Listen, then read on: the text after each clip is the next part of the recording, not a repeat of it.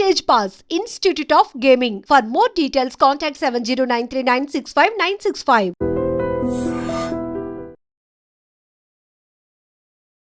Hi sir, ఎలా ఉన్నారు? ఓం నమో వెంకటేశాయ. వెంకటాది సంస్థానం బ్రహ్మాండే నాస్తికించిన వెంకటేశ సమోదేవో నా భూతో నా భవిష్యతి. అది ఎందుకు చెప్పారు సార్? ప్రపంచం మొత్తంలో తిరుమల లాంటి ప్రదేశము ఎక్కడా ఉండదు, అక్కడ ఉన్నంత మనశ్శాంతి ప్రపంచంలో ఎక్కడా ఉండదు అని దాని సారాంశం. దానికి ఇంటర్వ్యూకి సంబంధం ఏమైనా ఉందా? నాగ చైతన్య శోభిత జాతకాన్ని మీరు చెప్పడం జరిగింది కదా, అది తప్పని ఇప్పటికైనా ఒప్పుకుంటున్నారా? వేణుస్వామి జాతకం చెప్పినప్పుడు కామెడీ 2-3 ఏళ్ళైనా. మీ జాతకం ఎప్పుడు మారిపోతుంది? మారింది ఆల్రెడీ. మారింది. ఇదే వీడియో కింద మళ్ళీ పెడతాడు ఎవడో, మళ్ళీ వచ్చిన వారా పంది అని పెడతాడు. ఒక హీరోయిన్ని తయారు చేయాలి అంటే ఎలా తయారు చేయాలో నాకు తెలుసు, ఒక హీరోని సూపర్ స్టార్ని ఎలా చేయాలో నాకు తెలుసు. ఎలా చేస్తారు మీరు? పూజలతోనే అయిపోతుంది. అంటే వాళ్ళకి టాలెంట్ అవసరం లేదు. అసలు టాలెంట్ అనేది ఇండస్ట్రీలో దానంత అమ్మాయిలు ఎందుకు వచ్చి చేయించుకుంటుంటారు పూజలు? ఒక రాజు కావాలంటే రాజ్యం కావాలి, ఒక రాణి కావాలి. అర్థం కాదు. అమ్మాయిలకు బ్రెయిన్ కంటే కూడా వాళ్ళ సడన్గా ఇప్పుడు సెలబ్రిటీలు అందరూ బెట్టింగ్ యాప్లు ఇరుక్కుంటున్నారు. 2025 సంవత్సరంలో సెలబ్రిటీ అనే ప్రతి ఒక్కడు ఏదో సమస్య ఇరుకుతాడు. అది అల్లు అర్జున్తోనే స్టార్ట్ అయింది. రేపు పొద్దున ఈ 11 మంది కూడా. వేణుస్వామి గారు చేసిన తప్పులకి నలిగిపోతూ ఆయన మీద జరుగుతున్న ట్రోల్స్ తీయించడానికి లక్షలు ఖర్చు పెడుతున్నాడనే పబ్లిక్లో టాక్ అనేది నడుస్తుంది. నేను పిచ్చినా కొడుకునా, నేను ఆస్ట్రాలజీలో కానీ బ్రాహ్మణ్ కమ్యూనిటీలో కానీ నేను సన్నీ లియోను. నేను నా బట్టలు నేనే ఇప్పుకుంటా, నేను ఎవ్వరిని ఇప్పనియ్యా. ఒకవేళ నేను అండర్వేర్ ఉంటే అదే అన్న లాగుదామని ఎవడో వస్తుండే, నేను అది కూడా ఇప్పేసిన. సుప్రీంకోర్టు ఇచ్చిన ఆర్డర్ ప్రకారం నేను వేరే అమ్మాయితో పడుకున్నా. ఆయన లారీ కళ్ళద్దాలు పెట్టుకుంటాడు అని ఒక జ్యోతిష్కుడు నన్ను విమర్శిస్తున్నాడు. అంటే అరే లారీ కళ్ళద్దాలు అది కొనాలంటే ఎంత అంటే ఇంకా నువ్వు దాని గురించి మాట్లాడితే నువ్వు ఇక వాడిని కుక్క కంటే హీనంగా నేను చూడాలి తప్ప వాడిని. పాన్ ఇండియా ఆస్ట్రాలజీ 100% తప్పేముంది. యుఎస్, దుబాయ్ అవన్నీ వెళ్తున్నారంట. కామాఖ్యలో నాన్ వెజ్ ఉండదు, లిక్కర్ ఉండదు అని చెప్పి పబ్లిసిటీ చేశారు. అక్కడికి వెళ్ళే వాళ్ళు క్షుద్ర పూజలు వీళ్ళు వాళ్ళు వెళ్తుంటారు. శ్రీకాళహస్తిలో రేవంత్ రెడ్డి గారి గురించి మాట్లాడారు కాబట్టి ప్రెసెంట్ జనాల్లోని నెగిటివిటీ అని. రేవంత్ రెడ్డి జైలుకు వెళ్ళడానికి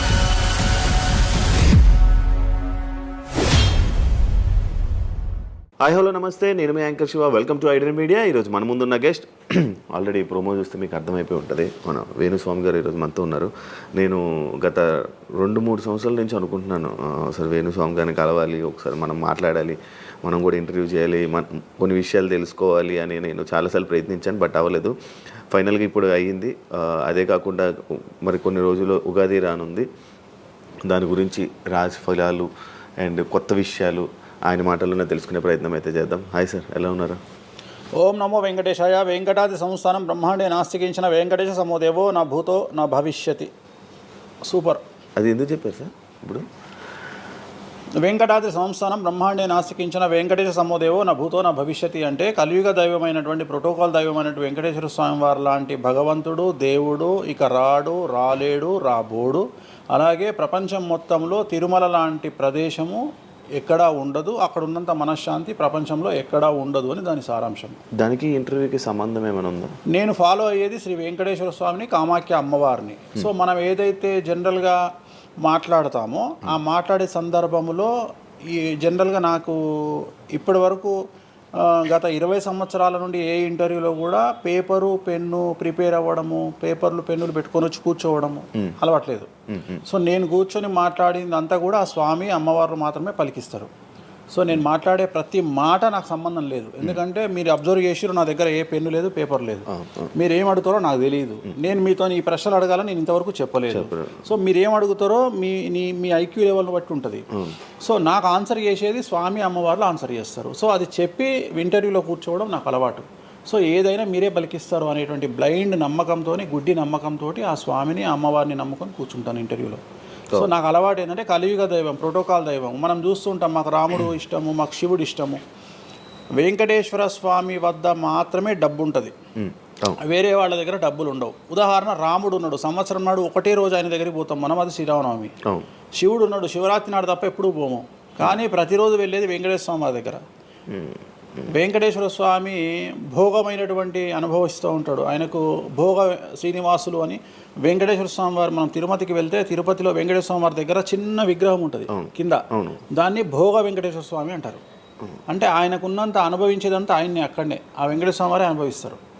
సో అందుకనే ఆయనకు అంత లగ్జరీ లైఫ్ ఉంటుంది. సో లక్ష్మి కూడా వెంకటేశ్వర స్వామి దగ్గరనే ఉంటుంది. అంటే మన కలియుగంలో ప్రోటోకాల్ దైవం అంటే వెంకటేశ్వర స్వామి. డబ్బును ఎంజాయ్ చేయాలి, డబ్బు రావాలి, లగ్జరీస్ అంటే వెంకటేశ్వర స్వామి. అందుకనే వెంకటేశ్వర స్వామి వారి మాట తీసుకొని మాత్రమే నేను ఇంటర్వ్యూని స్టార్ట్ చేస్తాను. మీకు డబ్బు రావాలి? ఎవరికి? మీకు. నాకు డబ్బు వచ్చింది ఆల్రెడీ, ఎనఫ్. ఎలా వచ్చింది? ఎలా సంపాదించారు?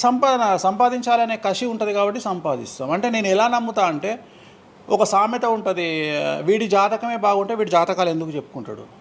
సో నా జాతకం బాగుంది అని ప్రూవ్ చేసుకోవడానికి the first ever astrologer range rover వాడేటువంటి జ్యోతిష్కుడు నేను ఒక్కనే ఇండియాలో.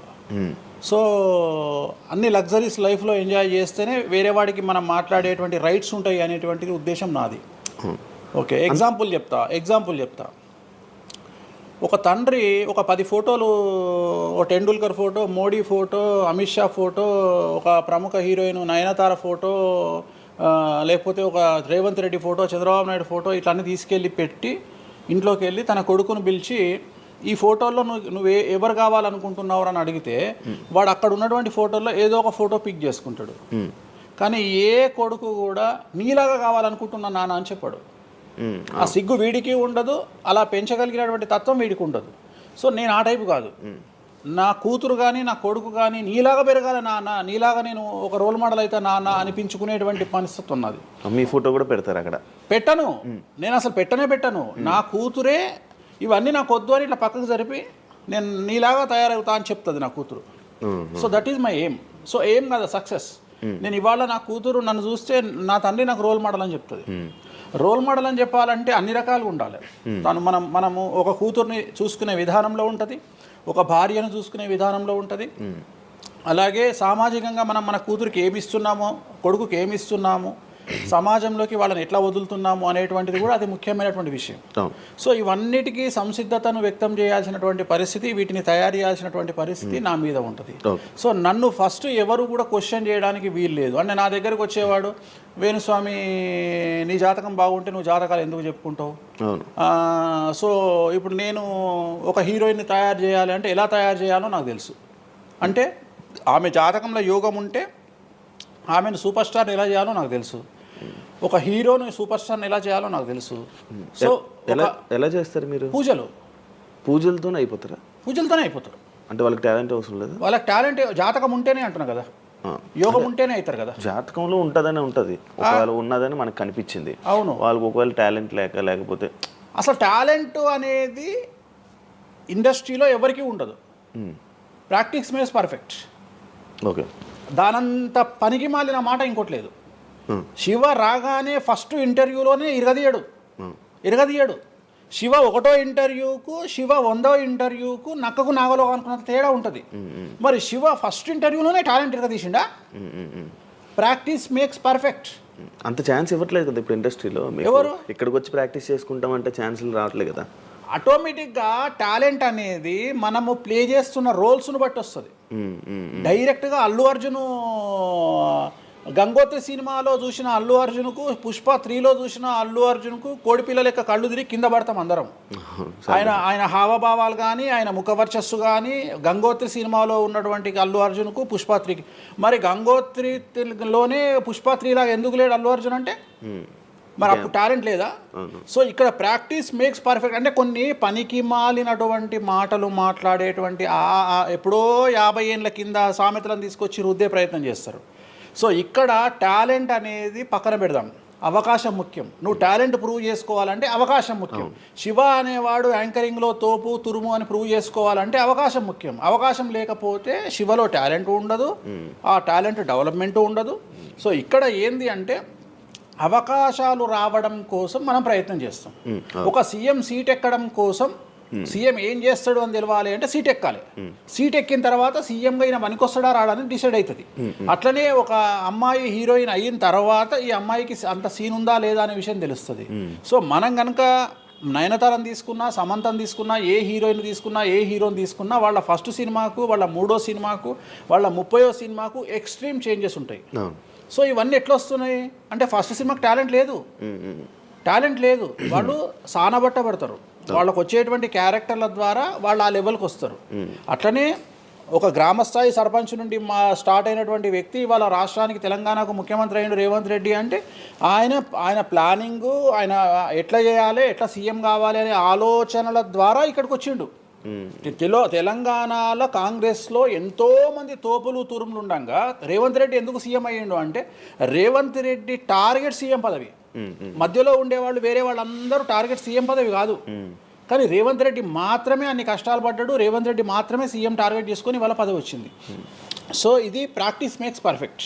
సో మనం ఎంత ప్రాక్టీస్ చేస్తే అంత పర్ఫెక్ట్ అవుతాం. అంతేగాని టాలెంట్ చూపించుకోవాలి అంటే అవకాశం రావాలి, అవకాశం వచ్చిన దాన్ని వాడుకోవాలి. అన్నిటికంటే ధైర్యం కావాలి. There is no development in comfortable zone. కలియుగంలో కంఫర్టబుల్ జోన్లో ఎప్పుడూ డెవలప్మెంట్ ఉండదు. తెలంగాణ రాష్ట్రంలో కాంగ్రెస్ పార్టీలో ఉన్నటువంటి వ్యక్తులను తీసుకుంటే ఒక రేవంత్ రెడ్డి మినహా ఎవరు కూడా జైలుకి వెళ్ళలేదు. రేవంత్ రెడ్డి జైలుకు వెళ్ళడానికి కూడా సంసిద్ధత వ్యక్తం చేసినాడు, అలాంటి ఫైటింగ్ చేసినాడు. అంటే కంఫర్టబుల్ జోన్ దాటి రిస్క్ జోన్లో ఫైట్ చేయడం వల్ల ఇవాళ సీఎం అయినాడు.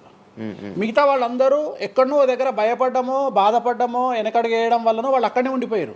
ఈయన మాత్రమే జైలుకు వెళ్ళి మరీ ఫైట్ చేసి వాళ్ళ సీఎం అయ్యాడు. అంటే ఎవరైతే కష్టపడతారో వాళ్ళకు ఫలితం దక్కుతుంది, ఎవరైతే కంఫర్టబుల్ జోన్లో ఉంటారో వాళ్ళు కంఫర్ట్ లెవెల్ అట్లనే ఉంటుంది. సో సమాజంలో మనం బయటికి వచ్చి ఫైట్ చేసి అన్నిటినీ ఎదుర్కొని 10 మందితో దొబ్బులు తిని సోషల్ మీడియాలో దొబ్బించుకొని కింద కామెంట్లు పెట్టించుకొని బండనాయదవా దొంగనాయదవా అని కామెంట్లు పెట్టించుకొని సో ఇవన్నీ ఓవర్కమ్ అయ్యి సమాజాన్ని అర్థం చేసుకొని వీళ్ళంతా పనికి మాలిన వెధవలు కామెంట్ల రూపంలోనే ఉంటారు అని మనం ఫైట్ చేస్తూ ముందుకు వెళ్తేనే మనకు లైఫ్ దొరుకుతుంది. ఇప్పుడు రేవంత్ రెడ్డి గారి గురించి మాట్లాడారు కాబట్టి ప్రజెంట్ జనాల్లోని నెగిటివిటీ నేను ప్రిడిక్షన్స్ని కానీ వేరే వాటి చెప్పట్లా. నేను ఒక మంచి విషయాన్ని తీసుకొని మాత్రమే చెప్తా ఉన్నాను. నేను మంచి విషయాన్ని మాత్రమే తీసుకొని చెప్పాను. వేణుస్వామి గారు ఎప్పుడు అంటే లైక్ ఇందాక మాట్లాడుతున్నట్టు హీరోయిన్లు మనం టాలెంట్ ఉన్న వాళ్ళు చేస్తాం. ఎక్కువ వేణుస్వామి దగ్గర చేసుకున్న యాక్టర్స్ అమ్మాయిలే ఎందుకు వచ్చి చేయించుకుంటుంటారు పూజలు వేణుస్వామి గారి దగ్గర? ఒక రాజు కావాలంటే రాజ్యం కావాలి, ఒక రాణి కావాలంటే రాజుంటే సరిపోతుంది. అర్థం కాలేదా? ఒక వ్యక్తి రాజు కావాలంటే రాజ్యాన్ని సంపాదించాలి. రాజ్యాన్ని సంపాదించాలంటే సగం జీవితం సంక నాకిపోతుంది ఒక వ్యక్తికి. అంటే శివ అనే వ్యక్తి ఒక 100 కోట్ల రూపాయలు సంపాదించాలంటే సగం జీవితం సంక నాకిపోతుంది. అవును, రైట్. కానీ శివను పెళ్లి చేసుకోవడానికి ఒక అమ్మాయికి మ్యాక్సిమం 10 మినిట్స్ చాలు. ఎస్, అంటే శివ నచ్చితే చాలు, శివకు అమ్మాయి నచ్చితే చాలు, పని అయిపోయింది. అంటే 10 నిమిషాల్లో ఆ అమ్మాయి 100 కోట్ల వారసురాలు అయిపోయింది. అలాగే 100 కోట్ల అధిపతి కూడా తనకు దక్కిండు. సో అమ్మాయిల డెవలప్మెంట్ అనేది ఎక్స్ట్రీమ్గా ఉంటుంది. ఉదాహరణ, ఒక ఇంటర్వ్యూకు 10 మంది అమ్మాయిలు 3 అబ్బాయిలు వస్తే ఈ 10 మంది అమ్మాయిల ఇంటర్వ్యూలు అయిపోయినాక వీళ్ళు సెలెక్ట్ కాకపోతే వాడి అదృష్టం మహాసుడిగా ఉంటే వాడు వస్తాడు సీన్లోకి. అంతే తప్ప 99% వీడు ఇక్కడనే కథం అయిపోతారు అమ్మాయిల దగ్గరనే, వాడికి అంత అవకాశం ఉండదు. సో కలియుగం అనేది 2002 తర్వాత షిఫ్ట్ అయింది. ఒకప్పుడు ఆడవాళ్ళకి అవకాశాలు తక్కువ, మగవాళ్ళకి ఎక్కువ. ఇప్పుడు టోటల్ రివర్స్ అయింది. ఏంటంటే 95% అవకాశాలు అమ్మాయిలకే ఉంటాయి, ఒక 5% మాత్రమే అబ్బాయిలకు ఉంటాయి. అందుకే అబ్బాయిలు అందరూ ఇప్పుడు అమ్మాయిలా మారిపోతున్నారు అంటారా? బెస్ట్ కదా. ఇప్పుడు మొత్తం జెండర్ అంతా మారిపోయింది. కారణం ఏంటంటే అమ్మాయిలకు ఉండేటువంటి వెసులుబాటు అబ్బాయిలకు ఉండదు. నేను అదే చెప్తున్నా. ఇప్పుడు మగవాడు కష్టపడి పైకి రావడానికి చాలా టైం తీసుకుంటుంది, ఆడవాళ్ళు పైకి రావడానికి చాలా ఈజీగా పైకి వస్తారు. నేను అనేది ఏంటంటే వాళ్ళ కష్టముతో పాటు వాళ్ళ గ్లామర్ వాళ్ళకు తోడవుతుంది. అవును, ఇప్పుడు మీరు ఏ పాయింట్ చెప్పారు అర్థమైంది. ఇప్పుడు అమ్మాయిలకి ఎలాగో అవకాశాలు ఉన్నాయి కదా, మరి ఆల్రెడీ వాళ్ళకి ఎలాగో అవకాశాలు వస్తాయి కాబట్టి మరి మీరు వాళ్ళని ఎందుకు అమ్మాయిలనే చూడడం? అంటే రాని వాళ్ళకు నేను చూస్తున్నా. ఇప్పుడు వచ్చిన వాళ్ళు నా దగ్గరికి రారు కదా. ఓకే. ఇప్పుడు కరోనా వస్తేనే హాస్పిటల్కి పోతాడు, కానీ కరోనా రాకముందే పోయి పండుకోడు కదా హాస్పిటల్. సో అట్లనే వేణుస్వామితో పని ఉంటేనే వస్తారు. రెండవది, అమ్మాయిలకు ఉండే వెసులుబాటు ఏంటంటే అబ్బాయిలు కూడా చేసుకుంటారు నా దగ్గర, కానీ అబ్బాయిల డెవలప్మెంట్ అనేది చాలా తక్కువగా ఉంటుంది. ఉదాహరణ, నా దగ్గరికి వచ్చే అమ్మాయిలు ఓన్లీ సినిమా కోసం రారు. చాలామందికి తెలియదు ఈ విషయం. అంటే చాలామంది ఏమనుకుంటారంటే వేణుస్వామి దగ్గరికి వచ్చే అమ్మాయిలు సినిమా కోసమే వస్తారు, రారు. నా దగ్గరికి వచ్చే అమ్మాయిలు ఒక రాజకీయ నాయకురాలిగా వక్తగా కావాలని వస్తారు. సో పొలిటీషియన్ కావాలని వస్తారు. అన్నిటికంటే ఎంటర్ప్రెన్యూర్ కావాలని వస్తారు. ఒక బోటికో లేకపోతే ఒక గోల్డ్ షాపో ఏదో పెట్టుకొని బిజినెస్ కోసం వస్తారు. సో నా దగ్గరకు వచ్చేటువంటి వాళ్ళల్లో 10 మందిలో ఒకళ్ళు ఇద్దరు సినిమా ఇండస్ట్రీకి సంబంధించిన వాళ్ళు వస్తారు. 8 మంది వేరే వేరే వేరే వేరే వ్యాపారాలకు సంబంధించి చాలా ఉన్నాయి. ఇప్పుడు లైసెన్సింగ్ చేసేవాళ్ళు ఉన్నారు, చాలామంది తెలియదు. ఇప్పుడు ఢిల్లీలో లైసెన్సింగ్ చేసేవాళ్ళు 100 మంది అమ్మాయిలు ఉన్నారు నాకు తెలిసిన వాళ్ళు. అంటే పెద్ద పెద్ద కాంట్రాక్ట్లు ఇప్పించేవాళ్ళు, పెద్ద పెద్ద వాళ్ళు. సో అలాంటి వాళ్ళు నా దగ్గరికి ఎక్కువగా వస్తారు. అంటే నా దగ్గరికి వచ్చేవాళ్ళు ఈ ఉద్యోగాలు చేసుకునే వాళ్ళు, ఇలాంటి వాళ్ళు రారు. నేనేమంటానంటే job is a biggest scam in the world. ప్రపంచంలో ఉద్యోగం అనేది అతిపెద్ద స్కామ్. సో దాన్ని ఇప్పుడు ఒక కోతి ఉంది, ఆ కోతికి మీరు డజన్ అట్టిపళ్ళు ఇవ్వండి, ఒక 2,000 రూపాయలు ఇవ్వండి, అది డజన్ అట్టిపళ్ళే తీసుకుంటుంది. కానీ ఈ 2,000 రూపాయలతోటి నేను ఒక 10 గెలలు కొనుక్కుంటానే నాలెడ్జ్ దానికి లేదు. అంటే ఒక రకంగా జాబ్ అనేది ఇచ్చి ఆ వ్యక్తిని మనం మోసం చేయడం. సో జాబ్కి అలవాటు అయిపోయిన వాడు కంఫర్టబుల్ జోన్లోకి వెళ్ళిపోతాడు. సో నేనేం చెప్తా అంటే ఆ జాబు నుండి మనమే 100 జాబులు ఇచ్చే స్థాయికి ఎదగాలి అనే కసి ఉండి అక్కడికి వెళ్ళాలి. ఆ కసి ఉంటేనే పని లేదు. కలియుగంలో కష్టపడి అనే మాట మాట్లాడితే దానంత దరిద్రం ఇంకోటి లేదు. ప్రపంచంలో అతి పెద్దగా ఎక్కువగా కష్టపడేది గాడిది. అది ఈ పాటికి ఎక్కడో ఉండాలి, అది లేదు. రైట్. సో మనం కష్టపడడం కాదు, బ్రెయిన్తో పని చేయాలి. కష్టంతో పాటు బుర్ర ఉండాలి. కష్టం అనేది పనిచేయదు. నేను ఏమంటున్నానంటే ఈ ప్రపంచంలో బాగా కష్టపడేటువంటి మనిషి డ్రైనేజీలోకి దిగి పనిచేసేటువంటి సేవకుడు. సో ఆయన పడే కష్టానికి పర్ డే 10 లక్షలు ఇచ్చినా తక్కువనే, కానీ మనం ఆయనకి అట్లా ఇవ్వట్లా. అంటే ఇక్కడ బ్రెయిన్తో పనిచేసే వాడికే డబ్బు మిగులుతుంది. నేను మాట్లాడేది బ్రెయిన్తో. కానీ అమ్మాయిలకు బ్రెయిన్ కంటే కూడా వాళ్ళ అందముతో పనిచేస్తే డబ్బులు దొరుకుతాయి. ఇప్పుడు ఇప్పుడు మనం ఉన్నాం, నువ్వో నేను ఒక ఇన్స్టాగ్రామ్లో పోస్ట్ పెడితే ఎవరు చూడు. అదే ఒక అమ్మాయి పెడితే 2 మిలియన్లు వెళ్ళిపోతుంది. ఇప్పుడు అదే కదా జరిగేది. ఇప్పుడు బెట్టింగ్ యాప్స్లోకి వీళ్ళు ఎందుకు వచ్చారంటే వాళ్ళను ట్రాప్ చేసేవాడు కూడా ఈ అమ్మాయిలకు 2 మిలియన్ల ఫాలోవర్స్ ఉన్నారు, కనీసం మిలియన్కు రీచ్ అవుతుంది వీళ్ళ వీడియో అనే ఉద్దేశంతో పెట్టిస్తున్నాడు. సో పెట్టడం ఎందుకు ఏంటి అనవసరం, పక్కన పెడితే వాళ్ళకుండే క్రేజ్, అమ్మాయిలకు ఉండే క్రేజ్ అలాంటిది. నేను అదే చెప్తున్నా, ఆ క్రేజ్ అమ్మాయిలకు చాలా ఈజీగా వస్తుంది. ఎందుకంటే గ్లామర్గా ఉండే అమ్మాయిలు చాలా ఈజీగా జనాల్లోకి వెళ్ళిపోతారు. సో చాలా వాళ్ళకు ఉండే అవకాశాలు చాలా ఎక్కువ. ఇప్పుడు రీసెంట్ మీరు బెట్టింగ్ యాప్ ఇన్ని రోజులు లేని బెట్టింగ్ యాప్, అంటే గత 2 సంవత్సరాల నుంచి ఫైట్ చేస్తున్నారు బెట్టింగ్ యాప్ల గురించి. వీళ్ళు సడన్గా ఇప్పుడు సెలబ్రిటీలు అందరూ బెట్టింగ్ యాప్లు ఇరుక్కుంటున్నారు. సెలబ్రిటీలే కాదు, 2025 సంవత్సరంలో సెలబ్రిటీ అనే ప్రతి ఒక్కడు ఏదో సమస్య ఇరుకుతాడు. అది అల్లు అర్జున్తోనే స్టార్ట్ అయింది. సో జాతకంలో అల్లు అర్జున్ యోగంలో 6వ ఇంట్లో శని, అల్లు అర్జున్ది కన్యారాశి. కన్యారాశి 6వ ఇంట్లో శనిలో ఉండగా అల్లు అర్జున్ జైలుకి వెళ్ళాడు.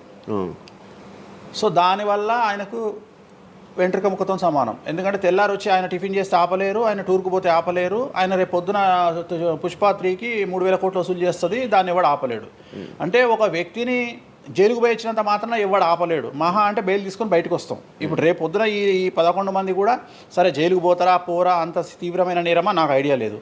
సో వాళ్ళు పోయినా మళ్ళీ 10వ రోజు వచ్చి మళ్ళీ 11 నాడు వాళ్ళు మళ్ళీ స్టేటస్ పెట్టుకుంటారు. దానివల్ల పెద్ద ఒక కొంపలమునిది ఏం లేదు. కాకపోతే ఇక్కడ జాతక రీత్యా ఎందుకే ఇప్పుడు జరుగుతుంది అంటే, ఎందుకు జరుగుతుంది అంటే ఎవరి జాతకంలోనైతే ఆ ప్రత్యేకమైనటువంటి టైమింగ్ వస్తుందో ఆ టైమింగ్లో ఉండేవాళ్ళు జైలుకు వెళ్ళడమో, సమస్యల పాలవడమో, మీడియాకి ఎక్కడమో. ఇప్పుడు అందరూ మీడియాకి ఎక్కిన అందరు జైలుకి వెళ్ళరు. సో ఇంకోటి ఏంటంటే, ఇప్పుడు ఒకప్పుడు జైలు అంటే భయము, ఇప్పుడు జైలు అనేది క్వాలిఫికేషన్. అంటే జనరల్గా ఇప్పుడు పొలిటీషియన్ అయితే జైలుకు పోగానే సీఎం అవుతాడు అనే నమ్మకం వచ్చింది అందరికీ. అట్లనే కొన్ని నమ్మకాలు వచ్చినాయి. ఇప్పుడు అల్లు అర్జున్ పోయి వచ్చాడు, ఏమైంది? సో అదే సినిమా ఇంకా ఆయన అనుకున్న దానికంటే ఇంకా కొద్దిగా ఎక్కువ డబ్బులు వసూలు చేసింది. సో ఇప్పుడు వీళ్ళు కూడా అంతే. కాకపోతే జాతకాల్లో చూసుకోవాల్సింది ఎందుకు ఇట్లాంటివి జరుగుతాయంటే, అష్టమ శని అంటే 8వ ఇంట్లో శని వచ్చినప్పుడు, 6వ ఇంట్లో శని వచ్చినప్పుడు, 12వ ఇంట్లో శని వచ్చినప్పుడు, 1వ ఇంట్లో శని వచ్చినప్పుడు, 6వ ఇంట్లో గురువు వచ్చినప్పుడు, 12వ ఇంట్లో గురువు వచ్చినప్పుడు ఇలాంటి సంఘటనలు వ్యక్తిగతమైన జీవితంలో జరిగే అవకాశాలు ఉంటాయి. ఇప్పుడు ఏదైతే కన్యా రాశికి ఈ నెల 30 వరకు బ్యాడ్ ఉందో అది తులారాశికి షిఫ్ట్ అవుతుంది 1వ తారీఖు నుండి. అంటే ఏప్రిల్ 1వ తేదీ నుండి రాబోయే 2.5 సంవత్సరాల పాటు తులారాశి సెలబ్రిటీలు ఎవరైతే ఉంటారో వాళ్లకు సేమ్ సంచలనాలు, జైలుకు వెళ్ళడాలు, ఇలాంటి సమస్యలు అనేటువంటివి రాబోతున్నాయి. వేణుస్వామి గారు చేసిన తప్పులకి నలిగిపోతూ ఆయన మీద జరుగుతున్న ట్రోల్స్ తీయించడానికి లక్షలు ఖర్చు పెడుతున్నాడనే పబ్లిక్లో టాక్ అనేది నడుస్తుంది. అది ఎంతవరకు నిజం? అసలు పట్టించుకొని అవి ఎంజాయ్. ట్రోల్స్ని ఎంజాయ్ చేస్తారా? ట్రోల్స్ని ఎంజాయ్ చేస్తాను నేను. ట్రోల్స్ని ఎంజాయ్ చేస్తాను నేను. ఎందుకు అంటే నేను నమ్మేది ఏంటంటే any publicity is good publicity అని నమ్మే వ్యక్తిని నేను. బ్యాడ్ ఆర్ గుడ్ పబ్లిసిటీ నేను అనే పాయింట్ ఏంటంటే ఒక అంబానీ ఫ్యామిలీ పెళ్లిళ్ళు చేసుకున్నారు, 5,000 కోట్లు ఖర్చు పెట్టి పెళ్లిళ్ళు చేసుకోవడానికి ప్రధానమైన కారణం ఏంది? పబ్లిసిటీ పిచ్చి. వేణుస్వామికి 500 కోట్ల పబ్లిసిటీ ఫ్రీగా వచ్చినప్పుడు ఎందుకు వద్దంటాడు? పిచ్చిన కొడుక వేణుస్వామి అన్న కాదు కదా. ఒక ప్రైమ్ టైంలో 7 గంటలకు నేను ఒక ఛానల్లో అరగంట షో కొనాలంటే నాకు కనీసం ₹1,00,000 అవుతుంది. నేను పిచ్చిన కొడుకునా? నాకు వచ్చే పబ్లిసిటీ ఎంత ఎక్స్ట్రీమ్ పబ్లిసిటీ వస్తుంది. నేను ఎప్పుడు బాధపడతా? నా లైఫ్ డిస్టర్బ్ అయినప్పుడు బాధపడతా, నా ఫైనాన్షియల్ రూట్ ఆగిపోయినప్పుడు బాధపడతా. ఇప్పుడు నేను 12వ సంవత్సరంలో సినిమా ఇండస్ట్రీకి వచ్చిన. నా కమాండింగే మీడియా, నా కమాండింగే సినిమా ఇండస్ట్రీ, నా కమాండింగే పొలిటికల్, నా commanding all aspects of life. అలాంటి నేను నా జాతకాన్ని అంటే ఏం తెలియకుండానే బ్లైండ్గా వచ్చి మీడియా ముందర మాట్లాడేసి దొబ్బులు తిని వెళ్ళిపోదాం అనుకుంటున్నా? అంటే నాకంటూ కొన్ని క్లారిఫికేషన్స్ ఉంటాయి కదా. ఇప్పుడు ఉదాహరణ, ఇప్పుడు ఒక వ్యక్తి మీద ఒక లీగల్ అలిగేషన్ వచ్చినప్పుడు వాడు యాంటిసిపేటరీ బెయిల్ తీసుకుందామా, లాయర్ను మాట్లాడుకుందామా, ఏం చేద్దాం అని ఆలోచిస్తాడు కదా. అట్లనే మనం అడవిలోకి వెళ్ళేటప్పుడు టైర్ పంక్చర్ అయితే ఏం చేస్తామని ఆలోచించుకుంటాం కదా. అట్లనే ఒక అడవిలో ట్రావెల్ చేసినప్పుడు మనం ఆలోచించుకొని ట్యాంక్ డీజిల్ ఫుల్ చేయించుకుంటాం కదా. సో అట్లా నాకు ఉండవు ఆలోచనలు. నేను ఆలోచించుకోకుండానే ఇలాంటి పనులు చేస్తున్నా. సో వేణుస్వామిని దెబ్బ కొట్టాలి అన్నా, ఎవరిని దెబ్బ కొట్టాలన్నా ఫైనాన్షియల్గా దెబ్బ కొట్టాలి. బట్ నేను అవకాశం అవతల వాడికి ఇయ్యాను. కారణం ఏంటంటే ఒక ఎలుకలాగానో ఒక పాములాగానో, ఒక ఎలుక కానీ పాము కానీ తన శత్రువుల దాడి నుండి బయటికి రావాలంటే 7 నుండి 8 బొక్కలు చేసుకుంటుంది ఒక హోల్లో. అంటే ఇటు రాడ్ పెడితే ఇటు వెళ్ళిపోతుంది, ఇటు రాడ్ పెడితే ఇటు వెళ్ళిపోతుంది. సో అట్లనే నేను ఒక 4-5 రకాల ఆర్థిక వనరులను ఏర్పాటు చేసుకున్నా. నా మెయిన్ ఇది కాదు. ఇది కాకుండా ఇంకా 4-5 రకాల ఆర్థిక వనరులను ఏర్పాటు చేసుకున్నా. ఈ రోజు దుకాణం బంద్ చేయమంటే ఇదే క్షణంలో దుకాణం బంద్ చేసి కాలు మీద కాలేసుకొని నా పనులు నేను చేసుకుంటా. సో అంత కంఫర్టబుల్ జోన్లో ఉన్నా నేను. సో నాకు టెన్షన్ లేదు. నాకు అంటే నన్ను ఎవడో ఆపేస్తాడు, నేను ఆగేయాలి ఏం లేదు, హ్యాపీగా వెళ్ళిపోతుంది. సపరేట్ బిజినెస్లు ఉన్నాయి నాకు. 190 వ్యాపకాలు ఉన్నాయి నాకు. నన్ను జ్యోతిష్యం, నేను 4 నెలలు జ్యోతిష్యం చెప్పుకోకపోతే జ్యోతిష్యం మీద సంపాదించేదానికంటే ఇంకో ₹5 ఎక్కువ సంపాదించుకున్నా. ఇప్పుడు మధ్యలో నేను ఒక 4 నెలలు రెస్ట్ తీసుకొని నాకు వేరే వ్యాపకాలు చూసుకుంటే నాకు ఈజీ, ఎందుకంటే నేను కాన్సన్ట్రేషన్ చేయలేకపోతున్నా. సో ఇప్పుడు నాకు దొరికింది మొన్నటి వరకు, నేను ఆ పని చేసుకున్నా. రెండోది ఉగాదికే కదా నేను మాట్లాడేది, తర్వాత ఏం మాట్లాడతా. రెండోది ఏంటంటే కొన్నిసార్లు మనకు కొన్ని విచక్షణ, కొన్ని జ్ఞానాలు కలుగుతాయి, కొన్నిసార్లు కలుగుతాయి. ఇప్పుడు నాకు కూడా అదే జ్ఞానం కలిగింది. ఎందుకు అంటే ఇక్కడ వాక్యూమ్ నేను కవర్ చేసిన, టాలీవుడ్లో తెలుగులో వాక్యూమ్ కవర్ చేసిన, ఇక్కడ ఏం లేదు. సో నేను వాక్యూమ్ ఇంకా క్లియర్ చేసుకోవాలి, ఇంకా పెంచుకోవాలి అంటే బాలీవుడ్కు పోవాలి, కన్నడ పోవాలి, తమిళ్ పోవాలి. సో అటువైపు నేను కాన్సన్ట్రేషన్ చేస్తున్నా ఎక్కువగా. అందుకని నేను ఇక్కడ సెలబ్రిటీల గురించి చెప్పడం ఆపేసిన, తెలుగు సెలబ్రిటీల గురించి చెప్పడం లేదు. ఇప్పుడు మీరు పాన్ ఇండియా ఆస్ట్రాలజీ 100% తప్పేముంది? అదే విన్నాను రీసెంట్గా. US, దుబాయ్ అవన్నీ వెళ్తున్నారంట. అంటే దాని అర్థం క్లయింటేల్ ఉందనే కదా. ఇప్పుడు మన యూరప్ పోయి వచ్చిన సరే, ఒక పెద్ద విషయంలో వెళ్ళేసి వచ్చిన చెప్పుకోవాలని లేదు, చెప్పను. క్లయింటేల్ ఉంది. ఆస్ట్రేలియాకి రెగ్యులర్గా ఎవ్రీ 3 months ఆస్ట్రేలియా పోతా, ఎవ్రీ 3 months లండన్ పోతా నా క్లయింటేల్కు. తప్పేముంది? అంటే ఉన్నట్టే కదా, నేను అనేది ఉన్నట్టే కదా. ఇప్పుడు విచక్షణ కలిగిన వాడు ఆలోచిస్తాడు. అంటే వేణుస్వామి మీద ఎందుకు వస్తున్నాయి రూమర్స్, ఎందుకు వేణుస్వామిని టార్గెట్ చేస్తున్నారు, నాకు అనవసరం. వాళ్లకు అవసరం ఉన్నోడు ఎంక్వైరీ చేసుకొని నా దగ్గరకు వస్తాడు. నేను ఇంకోటి అందరికి ఒకటే చెప్తా, నా పాజిటివ్ వీడియోల కంటే నా నెగిటివ్ వీడియోలే చూడండి. ఫస్ట్ జనాలు నన్ను ఎక్కిన వీడియోలు చూడండి, నన్ను దొబ్బిన వీడియోలు చూడండి, నా గురించి నెగిటివ్గా పెట్టిన వీడియోలు చూడండి. అప్పటికీ మీకు నా మీద నమ్మకం కలిగితేనే నా దగ్గరికి రండి, లేకపోతే రావద్దు. ఫస్ట్ వాటిని ఎంజాయ్ చేయండి, వాటిని ఫుల్ ఎంజాయ్ చేయండి, చేసి నా దగ్గరికి రండి. అట్లాంటి వాళ్ళే నా దగ్గరకు వస్తారు. అవునా? నాకు అదే కావాలి. చెప్పారా నాకు అదే నాకు టీవీలో ఇప్పుడు కూడా చెప్తున్నా కదా, వాళ్ళు వచ్చిన వాళ్ళు ఎవరైనా వచ్చిన వాళ్ళు చెప్తారు కదా. ఇప్పుడు ఉదాహరణ ఏమంటారు అంటే, ఇప్పుడు కామాఖ్య ఉంది, కామాఖ్యకి వెళ్తే ఇప్పుడు ఎవరో ఒకళ్ళు పబ్లిసిటీ చేసిరు, కామాఖ్యలో నాన్ వెజ్ ఉండదు, లిక్కర్ ఉండదు అని చెప్పి పబ్లిసిటీ చేసిరు. అవును, చెయ్యంగానే నా కామాఖ్య మెట్లెక్కగానే కనిపించేది నాన్ వెజ్, కామాఖ్య మెట్లెక్కగానే కనిపించేది లిక్కరు, గర్భగుడిలో ప్రదర్శనం చేస్తున్నంత సేపు మనకు కనిపించేది నాన్ వెజ్ లిక్కరు. సో అక్కడికి ఇప్పుడు ఎగ్జాంపుల్ చెప్తా. ఇప్పుడు శివ అనే వ్యక్తి కామాఖ్యకి ఇంతవరకు వెళ్ళలేదు.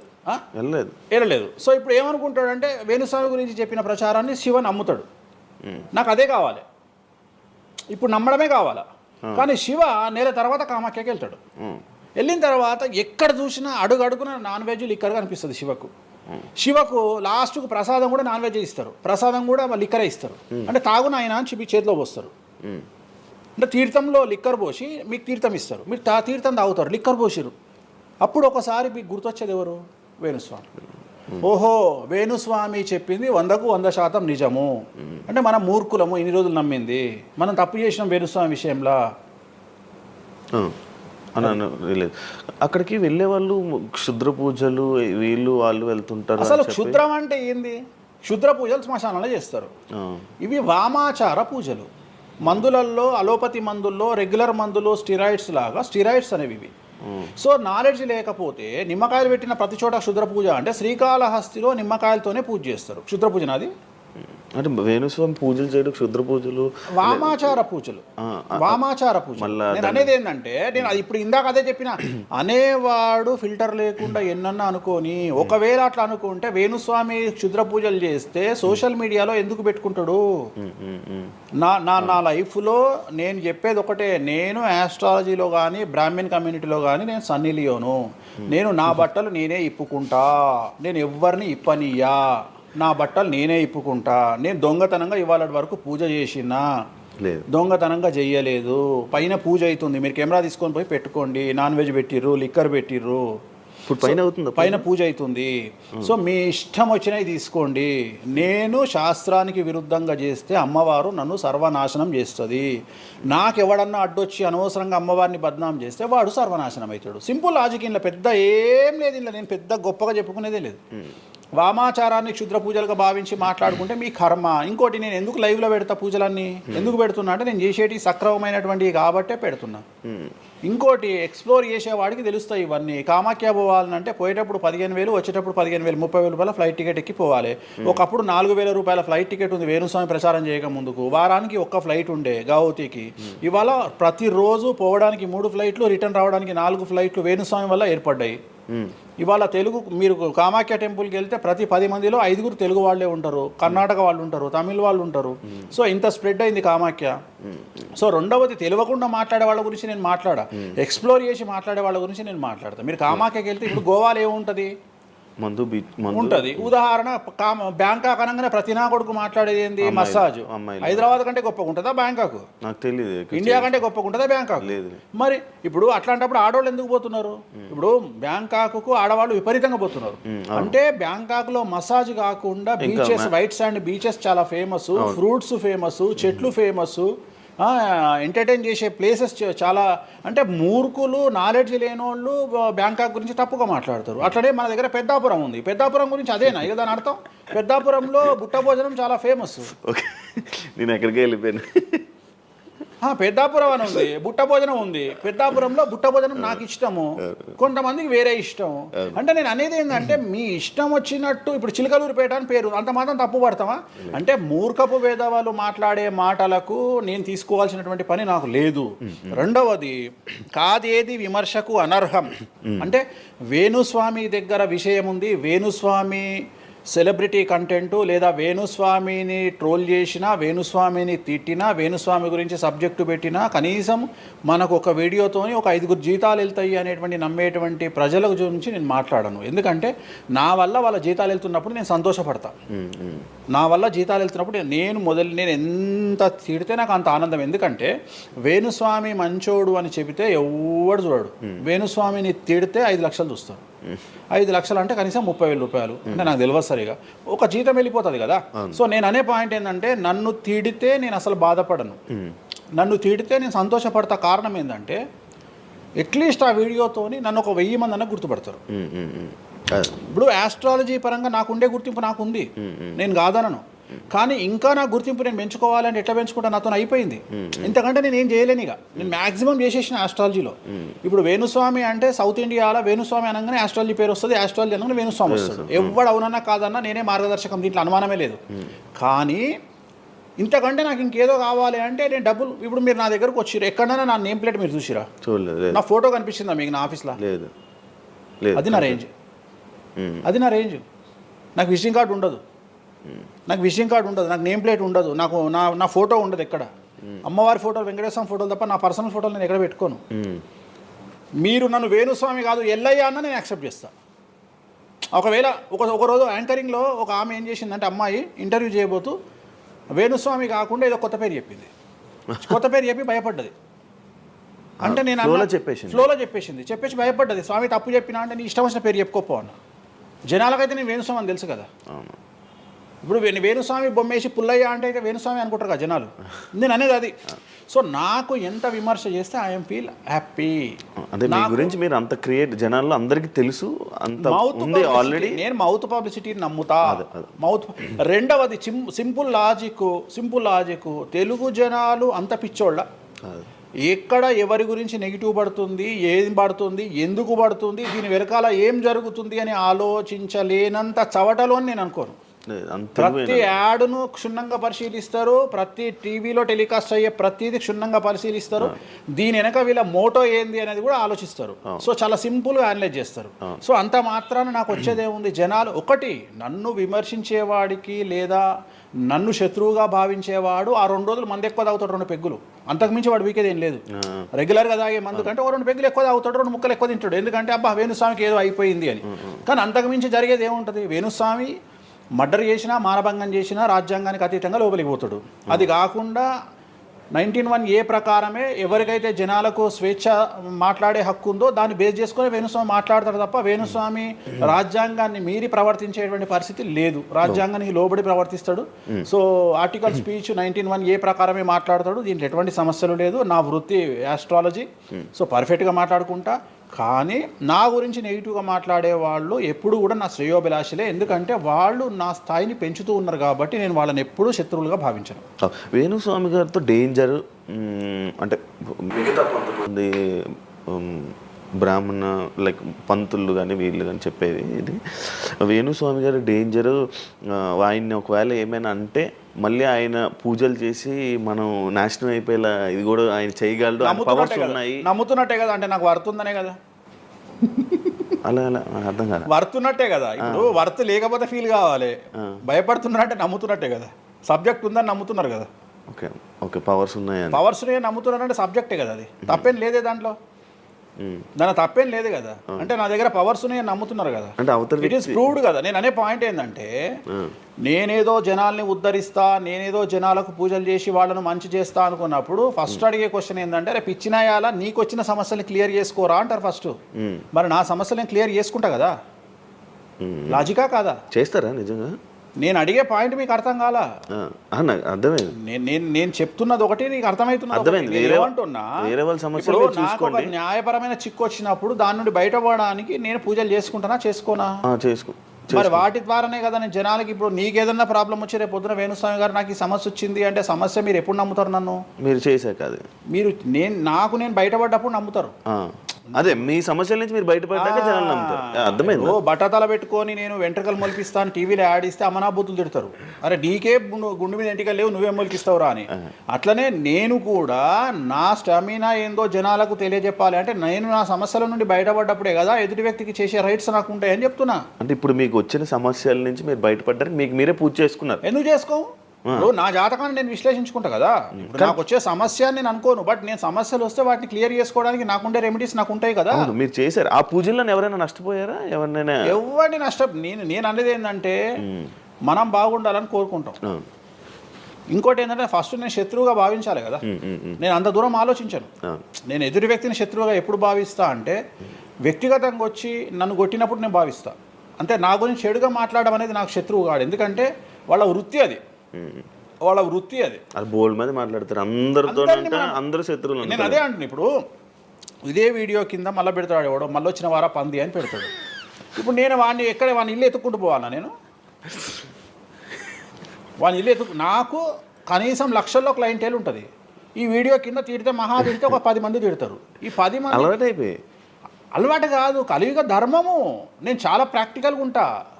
నేను చాలా లేకపోతే ఎంత దమ్ము ఉంటే ధనిష్టలా నేను వచ్చి మందు తాగుతా, నాన్ వెజ్ పెడతా అని చెప్పుకోవాలంటే చాలా విషయం ఉండాలి, మామూలు విషయం కాదు.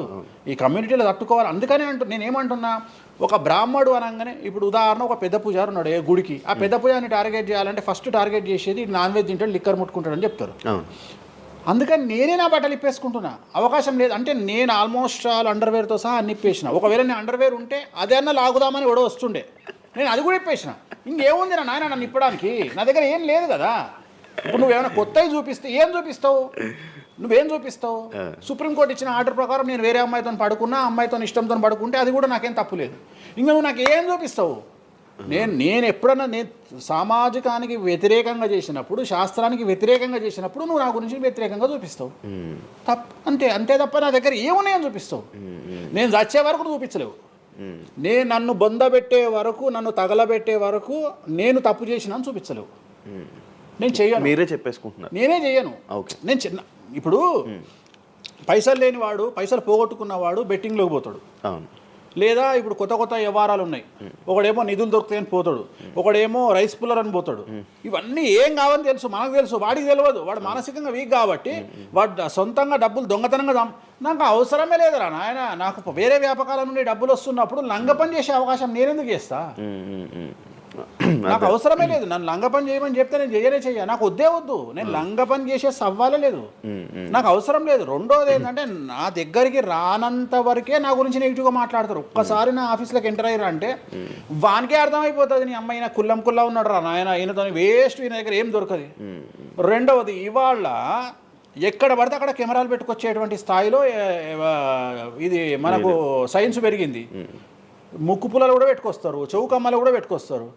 నేను లంగ పని చేస్తే కూర్చొని 2 నిమిషాలు దొరకబట్టి టెలికాస్ట్ చేస్తారు. కానీ మాటలున్నాయి, క్లారిటీ సాక్ష్యం లేదు. ఇక మరి ఏం చేస్తాను నేను? పోనీ నేను అందరిలాగా దాచిపెట్టే మనిషిని కాదు, దొంగతనంగా లంగపనంగా డోర్లు అన్నీ కుల్లా ఉన్నాయి. మీరు ఎక్కడికొచ్చినా మాట్లాడి నా ఆఫీస్లో ఏమైనా చేయండి, ఓపెన్గా పూజలు చేస్తా. ఇంకోటి వేరేటోడు పెట్టే కానీ నేనే పూజ పెడుతున్నా.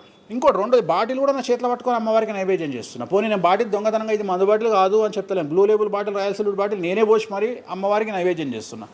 ఇంకా ఎక్కడనే దాపరికం ఉంది? ఇంకా బాటిల్స్ కూడా కాస్ట్లీ, అంటే పెద్ద గెస్టులకే అవి పెద్ద వాళ్ళ విఐపి రేంజ్ని బట్టి పెడతాం. నార్మల్ వాళ్ళు వస్తే వాళ్ళకి తగ్గట్టి వాళ్ళ ఇష్టం. ఇప్పుడు ఉదాహరణ బాలయ్యబాబుకి చేస్తే మ్యాన్షన్ పెడతాం. కొంతమంది ఎన్ఎస్సి అంటే ఇప్పుడు ఉదాహరణ మొన్న ఎవడో విమర్శిస్తుండు నన్ను. ఆయన లారీ కళ్ళద్దాలు పెట్టుకుంటాడు అని ఒక జ్యోతిష్కుడు నన్ను విమర్శిస్తున్నాడు. అంటే అరే లారీ కళ్ళద్దాలు అది కొనాలంటే కాశీ దాకా దేకాలి. ఎంత అంటే మన లైఫ్లో దాని వాల్యూ తెలియదు. అదే కుక్కకేం తెలుసు కుసుమపు వాసన, నెయ్యి గురించి ఏం తెలుసు కుక్క కంటే? వాడు ఏదో మాట్లాడతాడు. వాడు మాట్లాడినప్పుడు నేను వాడి మీద పీటీఏ చూపిస్తా. అరే నా కళ్ళద్దాల గురించి మాట్లాడుతున్నాడు, ఆ కళ్ళద్దాలు నీ జీవితంలో చేతులు కూడా పట్టుకొని చూడలేవురా నువ్వు. ఇంకా నువ్వు దాని గురించి మాట్లాడితే నువ్వు ఇక వాడిని కుక్క కంటే హీనంగా నేను చూడాలి తప్ప వాని గురించి వాని మీద నేను సింపతి చూపిస్తా తప్ప నేను కోపానికి ఎందుకు వస్తా? అట్లా చాలామంది విమర్శ చేస్తుంటారు. విమర్శల గురించి మనం పట్టించుకునే. మీకు బ్రాండ్ బట్టలు, బ్రాండ్ స్పెట్స్ అవన్నీ ఎలా అలవాటయ్యాయి? అంటే ఇప్పుడు కూడా చెప్తా, జాతక రీత్యా శుక్రుడు ఎవరికైతే కొద్దిగా నీచంలో ఉంటాడో వాళ్ళు ప్రతి శుక్రవారం నాడు పర్ఫ్యూమ్ కొట్టుకోవాలి. శుక్రుడు అంటే లగ్జరీస్. ఓకే. శుక్రుడు జాతకంలో శుక్రుడు గ్రహం నేను మాట్లాడేది. శుక్రగ్రహం వీక్ ఉన్నప్పుడు ప్రతి శుక్రవారం నాడు పర్ఫ్యూమ్ కొట్టుకోవాలి. అండ్ ఒక పెగ్గు 30 ml కాచేయాలి. తాగుమని చెప్తే వేణుస్వామి చెప్పిండు కదా అని ఒక ఉద్యమంలాగా తాగొద్దు. ఒక 30 ml స్కాచ్ తాగాలి. అట్లా ఒక 3 నెలలు చేసిన తర్వాత డెవలప్మెంట్ ఏందో మీకే కనిపిస్తుంది. మళ్ళీ వేణుస్వామి మందు తాగేమన్నాడు అని కాంట్రవర్సీ కావచ్చు. డాక్టర్లే చెప్తారు, 30 ml తాగితే హార్ట్కి మంచిది, బీపీకి మంచిది అని చెప్తారు. కానీ డాక్టర్ల పేరు అడ్డం పెట్టుకొని కుంభాలు తాగుతారనే భయానికి డాక్టర్లు చెప్పరు. ఆపేశారు. 30 ml అనేది చాలా మంచిది. బట్ నేను రోజు తాగమంటలేను. శుక్రవారం నాడు మాత్రమే, అది కూడా శుక్రుడు నీచంలో ఉంటే, శుక్రుడు 6వ ఇంట్లో, 12వ ఇంట్లో, 8వ ఇంట్లో ఉన్న, శుక్రుడి మీద శని దృష్టి ఉన్న జాతకరీత్యా మీరు శుక్రవారం నాడు 30 ml పెగ్గు తాగండి నైటు. అది కూడా ఫ్యామిలీతోని మహమ్మద్ రఫీ పాటలు పెట్టుకొని, ఏఆర్ రెహమాన్ పాటలు పెట్టుకోనో, ఇళయరాజా పాటలు పెట్టుకొని ఆ పెగ్గు తాగి ఆ పాటలు ఎంజాయ్ చేసి పండుకోండి హ్యాపీగా. సో మీ లైఫ్ ఎట్లుంటుందో చూడండి. నేను మాట్లాడేది వ్యాపారమో ఇతర ఉద్యోగం చేసే వాళ్ళ గురించి కాదు. ప్రత్యేకించి 100 రూపాయల దగ్గర 1,00,000 రూపాయలు సంపాదించగలిగి రియల్ ఎస్టేట్ వ్యాపారులు, వ్యాపారస్తులు, పొలిటీషియన్స్, పెద్ద పెద్ద వాళ్ళ గురించి మాట్లాడుతున్నాం. టీచర్లు, అటెండర్ల గురించి నేను మాట్లాడతలేను. టీచర్ ఎంత తాగినా తాగుడు మిగులుతుంది తప్ప పైసలు రావు, ఎందుకంటే ఆయన జీతం అంతే కాబట్టి. సో ఎక్కడైతే పెరగడానికి ఆస్కారం ఉంటుందో వాళ్ళ గురించి మాట్లాడుతున్నాం. సో ఇది కూడా మంచిది రెమెడీ. సో ఇలాంటి రెమెడీలు చెప్పాలంటే వేణుస్వామి చెప్తాడు కానీ వేరేటోడు చెప్పాడు. ఎందుకంటే వాడికి భయం, మందు తాగమంటే తప్పు. అరే మందు తాగమంటే తప్పు అయితే మందు యాడ్ ఎందుకు వస్తుంది, మందు ఎందుకు తయారు చేస్తారు? సో ఇదన్నీ అందుకనే దేశ కాలమాన పరిస్థితి. కసినో తీసుకుపోయి గోవాలో పెడితేనేమో లీగలు, హైదరాబాద్లో పెడితే ఇల్లీగలు. సో నేను దేశ కాలమాన పరిస్థితులు అందుకనే చెప్తున్నా. దేశ పరిస్థితులు అంటే గోవాలో యాక్సెప్ట్ గేమింగ్ యాక్ట్, ఇండియా హైదరాబాద్లో యాక్సెప్ట్ కాదు. సో అదే చెప్తున్నా. ఒక దగ్గర విడాకులు అనేవి ఇండియాలో కష్టము, అమెరికాలో ఈజీ. అమెరికాలో 10 విడాకులు తీసుకున్నా ఎవడు పట్టించుకోడు. సో ఇవన్నీ కామన్. ఒకప్పుడు ఒక పెళ్లి చేసుకో, రెండో పెళ్లి అనేది చాలా పెద్ద విషయం. ఇవాళ తెలుగు సమాజం కానీ ఎంత గొప్పదైపోయిందంటే 5వ పెళ్లికి కూడా శుభమా అంటూ 5వ పెళ్లి అంటున్నారు. కాబట్టి చాలా వైడ్ రేంజ్ ఆఫ్ థింకింగ్ అనేది మారిపోయింది. కాబట్టి వేణుస్వామి కూడా మారిండు దాంట్లో. సింపుల్, అంతే, ఏం లేదు. ఇనయ మీ ఫ్రెండే సార్? ఇనయ ఫ్రెండ్ అనే పదం తప్పు కదా. ఫాలోవర్స్ ఉంటున్నా, నా క్లయింట్లు ఉంటారు. నా క్లయింట్లు ఉంటారు, అంతేగాని. తనకి బాయ్ ఫ్రెండ్ రీసెంట్గా బాయ్ ఫ్రెండ్ వచ్చి బ్రేకప్ అయింది కదా, మరి మీరు చెప్పలేదా తనకి? ఇలా నాకు సంబంధం లేదు. మీ దగ్గర కూడా పూజ చేయించుకున్నారు కదా మీ దగ్గర. నేను పూజ చేసింది ఆమె పర్సనల్ ఇష్యూ కోసం కాదు కదా. నేను ఆమె పూజ చేసింది సినిమా కోసం చేసినా. ఇప్పుడు రాజాసార్లు ఆమె చేస్తుంది కదా, ప్రభాస్ సినిమాలో ఆమె యాక్టింగ్ చేస్తుంది. అంతవరకు నా దగ్గరికి 190 మంది వస్తారు కదా, వాళ్ళ గురించి వ్యక్తిగతంగా వాళ్ళని కంటిన్యూగా ఉండేది నాకు లేదు. నాగ చైతన్య శోభిత జాతకాన్ని మీరు చెప్పడం జరిగింది కదా, అది తప్పని ఇప్పటికైనా ఒప్పుకుంటున్నారా? టైం విల్ డిసైడ్ అండి ఏదైనా కానీ. నేను జాతకాలు చెప్తా, పర్సనల్గా నాకు ఎవరి మీద ఏ కోపాలు ఉండవు. వేణుస్వామి జాతకం చెప్పినప్పుడు కామెడీ, 2-3 ఏళ్ళు అయినాక సీరియస్. సో నేను నమ్మింది నేను చెప్పిన, సింపుల్. ఓకే. సెలబ్రిటీ జాతకాలు వేణుస్వామి చెప్పి కలకల్లాడిన వేణుస్వామి ఈ మధ్య సెలబ్రిటీల నుంచి కొంచెం రావడం కానీ విజిటింగ్ కొంచెం తక్కువ అయ్యి డౌన్ అయ్యింది అంటున్నారు, నిజమా అది? పెరిగింది. పెరిగింది కాకపోతే ఇంతకు ముందులాగా పబ్లిక్లో పెట్టట్లేదు. ఓకే, నేను పెట్టట్లేదు. ఓకే, దిష్టి అని కాదు, నేను పెట్టట్లేదు. అవసరం లేదు, ఆ స్థాయి దాటిపోయినా అనుకుంటున్నా. అంటే పబ్లిసిటీ చేసే స్థాయి దాటిపోయినా అనుకుంటున్నా. ఓకే, పబ్లిసిటీ స్టంట్లు ఎందుకులే లోపల. ఇప్పుడు నేను అనేది ఏంటంటే, ఒక టీవీ ఛానల్ బ్రేకింగ్ న్యూస్ ఇచ్చి, ఉదాహరణ TV9 గురించి మాట్లాడుకుందాం. 2002-2000 సంవత్సరంలో స్టార్ట్ అయిన టీవీ ఛానల్ బ్రేకింగ్ న్యూస్ కోసము తన స్టాండర్డ్స్ క్రియేట్ చేయడం వరకే తన ప్రయత్నం తను చేస్తుంది. ఒక లెవెల్ వచ్చిన తర్వాత, ఒక నెంబర్ 1 పొజిషన్ వచ్చిన తర్వాత చిల్లర వేషాలు వేయదు. అట్లనే వేణుస్వామి దానికోసం ప్రయత్నం చేసిండు, సెలబ్రిటీ జాతకాలు చెప్పిండు. వేణుస్వామికి ఆ స్టేజ్ వచ్చింది కాబట్టి వేణుస్వామి ఇప్పుడు చిల్లర వేషాలు వేయదలుచుకోలే. అంటే ఇప్పుడు వాళ్ళ గురించి వీళ్ళ గురించి చెప్పి వేణుస్వామి సెలబ్రిటీ. సో వేణుస్వామి ఇప్పుడు సెలబ్రిటీ జాతకాలు చెప్పాల్సినటువంటి పరిస్థితుల్లో వేణుస్వామి లేడు అని అనుకున్నాడు కాబట్టి వేణుస్వామి సెలబ్రిటీ జాతకాలు చెప్పట్లేదు. Simple logic. నాకు కావాల్సిన పబ్లిసిటీ కంటే ఎక్కువ వచ్చింది, ఇంకేం చేసుకుంటా నేను? నాకు ఎక్కువ ఎక్స్ట్రీమ్ వస్తుంది, నాకు వద్దు. ఇప్పుడు వేరే వాళ్ళు ఉన్నారు, వాళ్ళు చెప్పుకుంటున్నారు. ఇప్పుడు నేను స్లో చేసినప్పటి నుండి ఆగస్టు నుండి మీరు యూట్యూబ్ చెక్ చేస్తే వేరే జ్యోతిష్కులు వేసుకుంటారు అంతే. ఇప్పుడు వేరే జ్యోతిష్కులు కంటిన్యూగా పోతున్నారు, సినిమా హీరోల గురించి చెప్తున్నారు, పొలిటీషియన్ల గురించి చెప్తున్నారు. నేను తమ్మునేలు చూస్తుంటా కదా, విపరీతంగా చెప్పుకుంటారు. మీ నుంచే స్టార్ట్ చేశారు. నేను అదే చెప్తున్నా. కానీ నేను చెప్తే మనోభావాలు దెబ్బతింటాయి, కానీ వాళ్ళు చెప్తే తినవు. ఎందుకంటే నాకున్న స్ట్రైక్ రేట్ అట్లాంటిది. మీరు వైరల్ కంటెంట్. ఎస్, అదే చెప్తున్నాను నేను. ఇంకా ఆ రేంజ్కి వచ్చినా కాబట్టి నేను చెప్పదలుచుకోలే, వదిలేసిన. అంటే ఈ రేంజ్ రావడం కోసం చెప్పినా. ఎందుకు చెప్పొద్దు? రేంజ్ వచ్చి వదిలేసిన. మళ్ళీ ఎప్పుడు చెప్పే ఆలోచన లేదు. ఇప్పుడైతే లేదు, ఫ్యూచర్లో ఇప్పుడైతే లేదు. నా జాతకం మారి మళ్ళీ నాకు చిమ అంటే చెప్తా. మీ జాతకం ఎప్పుడు మారిపోతుంది? మారింది, ఆల్రెడీ మారింది, మళ్ళీ మారుతుంటుంది కదా. ఇప్పుడు ఎలానో ఎవ్రీ ఇయర్ మారుతుంటుంది కదా జాతకం అనేది. ప్రతి ఇయర్ గురువు మారుతుంటాడు, ప్రతి 2.5 ఏళ్ళకు శని మారుతుంటాడు. సో మారినప్పుడు జాతకాన్ని బేస్ చేసుకొని 12% మన స్వయంకృత అపరాధం ఉంటుంది, 88% జాతకం ఉంటుంది. ఓకే, ఇప్పుడు ఎలానో ఉగాది వస్తుంది, కొత్త ఈ ఇయర్ రాశి ఫలాలు ఎలా ఉండబోతున్నాయి ఏంటి చెప్తారు? ఈ సంవత్సరము వచ్చేటువంటి సంవత్సరం పేరు యాక్చువల్గా మనకు యుగాది అనేది రూపాంతరంగా మారి ఉగాది అయింది. యాక్చువల్గా యుగాది అది ఉగాదిగా మారింది. ఈ సంవత్సరము పేరు శ్రీ విశ్వ వసునామ సంవత్సరము. ఈ సంవత్సరానికి అధిపతి రవి అంటే సూర్యుడు. సో ఈ సంవత్సరము ఎలా ఉండబోతుంది ఓవరాల్ సంవత్సరము అంటే, రవి అంటే రాజు, రాజకీయాలు, పబ్లిసిటీ, ఈ మూడు రవి కమాండ్ చేస్తాడు. అంటే ఈ సంవత్సరము బాగా బాగా బాగా ఎఫెక్ట్ అయ్యేటువంటి వాళ్ళలో రాజకీయ నాయకులు నెంబర్ 1 పొజిషన్లో ఉన్నారు.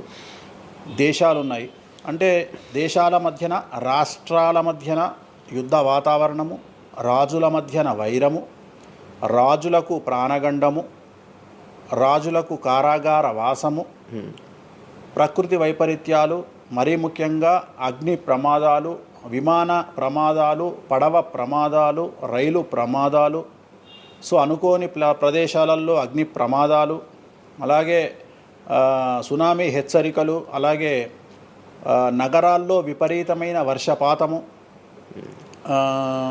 అండ్ మరీ ముఖ్యంగా ఈ సంవత్సరం విడాకుల సంఖ్య చాలా ఎక్కువ. అలాగే వీటిలో పాజిటివ్ తీసుకుంటే ఆడవారికి విపరీతమైన రాజయోగము, అంటే ప్రాముఖ్యత అనేది ఈ సంవత్సరం ఆడవారికి పెరుగుతుంది.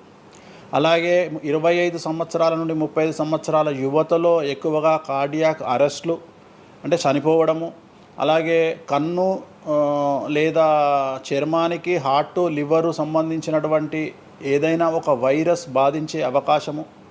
సో ఇవన్నీ కూడా ఈ సంవత్సరం ఉన్నాయి. దీనికి కారణం షష్టగ్రహ కూటమి అని మీనరాశిలో ఏర్పడుతోంది. సో షష్టగ్రహ కూటమి 2019 డిసెంబర్లో ఏర్పడ్డప్పుడు మనకు కరోనా వచ్చింది. అలాగే ఈ సంవత్సరము మార్చ్ 30వ తేదీ 2025 సంవత్సరంలో మనకు మళ్ళీ షష్టగ్రహ కూటమి మీనరాశిలో ఏర్పడుతోంది. సో దీనివల్ల సుమారు మేషరాశి, సింహరాశి, తులారాశి, ధనుస్సు రాశి, మీనరాశి వాళ్ళు చాలా చాలా సమస్యల బారిన పడేటువంటి అవకాశాలు ఉన్నాయి. ఇది ఓవరాల్ సంవత్సర ఫలితము. ఇక మేషాది మీనరాశిలో ద్వాదశ రాశులు కనుక తీసుకున్నట్టయితే, మేషరాశి గురించి తీసుకుంటే, మేషరాశికి ఎవరైతే 1995 నుండి 2003 మధ్యన జన్మించి ఉన్నారో వాళ్ళందరికీ ఈ సంవత్సరము 2వసారి ఏలినాటి శని ప్రారంభమవుతూ ఉంది. సో 2వసారి ఏలినాటి శని అనేది చాలా డేంజరు. సో న్యాయపరమైన చిక్కులు, ఆర్థికపరమైన చిక్కులు, సమాజంలో చెడ్డ పేరు, అనారోగ్య సమస్యలు, అలాగే ఆర్థిక అస్తవ్యస్తము, అంటే సరి అయినటువంటి నిర్ణయాలు తీసుకోకుండా ల్యాండ్ కొన్నా, ప్లాట్లు కొన్నా, ఫ్లాట్లు కొన్నా, ఇండ్లు కొన్నా లిటిగేషన్ అయ్యే అవకాశము, పెట్టుబడిలో విపరీతమైన ధన నష్టము, అలాగే తల్లిదండ్రులలో ఒకరికి ప్రాణగండాలు.